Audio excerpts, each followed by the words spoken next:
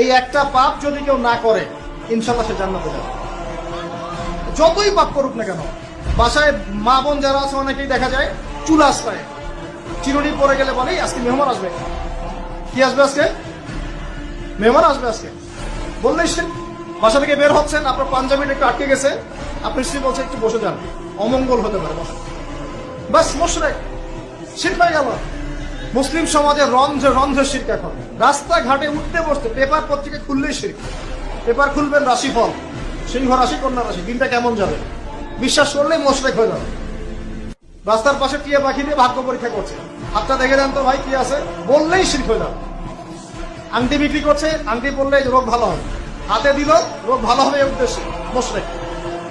হাতে দিয়েছে রোগ ভালো হবে, আমার ডায়াবেটিস ভালো হয়ে যাবে, বিসমিল্লাহ, ব্যাস মুশরিক। এই আকীদা নিয়ে পড়লেই মুশরিক। মুসলিম সমাজে অহরহ শিরক আছে।